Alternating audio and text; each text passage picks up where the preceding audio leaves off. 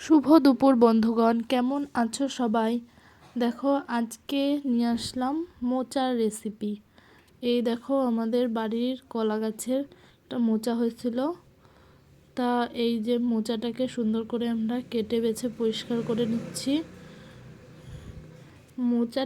মোচা কিন্তু খেতে ভালোই লাগে। বাড়ির গাছের মোচা তো আরও সুন্দরই লাগবে।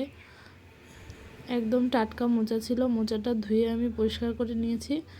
এবার সিদ্ধ বসিয়ে দিয়েছি। এই মোচার সাথে আর টুকরো টুকরো করে আলু কেটেও সিদ্ধ করে নিয়েছি। তোমাদের কার কার মোচা ভাজা খেতে ভালো লাগে অবশ্যই কমেন্ট করে জানাবে। এইদিকে করে নিচ্ছিলাম ভাত, আর মোচা সিদ্ধটা প্রায় হয়েই এসছে। দেখো, এবার মোচা আমি সিদ্ধ করে দেখো নামিয়ে নিয়েছি।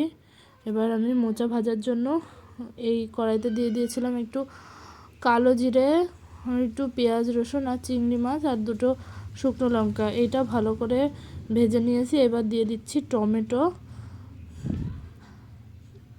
তোমরা কিভাবে মোচা রান্না করো একটু কমেন্ট করে জানাবে। আমি তো এইভাবেই মোচা ভেজেই থাকি। মোচা কিন্তু আমি রান্না করিনি, ভাজি করেছিলাম। তোমরা কারা কারা মোচা খেতে পছন্দ করো অবশ্যই কমেন্ট করে জানাবে। আর আমার রান্না তোমাদের কেমন লাগে অবশ্যই জানাবে। যদি ভালো লেগে থাকে তাহলে পাশে থেকো আর সাবস্ক্রাইব করে দিও, আর বেল আইকনটা প্রেস করে দিও। আমার ভিডিও নোটিফিকেশন তোমাদের কাছে চলে যাবে। আরও নতুন নতুন ভিডিও পেতে চ্যানেলটাকে সাবস্ক্রাইব করে দিও। দেখো, মোচা আমি ভালো করে উল্টে পাল্টে ভেজে নিচ্ছি। খুব সুন্দর করে কিন্তু ভেজে নিতে হবে, আর সিদ্ধ করার জন্য কিন্তু একটু ঢেকে দিতে হবে। এই দেখো, আমি ঢেকে দিয়েছি।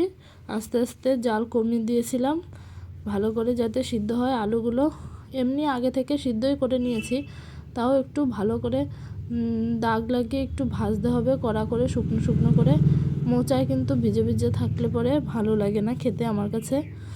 আর শুকনো লঙ্কার সাথে দুটো কাঁচা লঙ্কাও দিয়ে দিয়েছিলাম। আর আলুগুলো দেখো আমি দেখে নিচ্ছিলাম সিদ্ধ হয়েছে কিনা। তা ভালো করে সিদ্ধ হয়ে গেছে। এইবার মোচাটা আমার ভাজাই প্রায় হয়েই এসছে। এইবার আমি নামিয়ে নেব। দেখো, মোচাটা নামিয়ে নিয়েছি। কেমন হয়েছে অবশ্যই কমেন্ট করে জানাবে।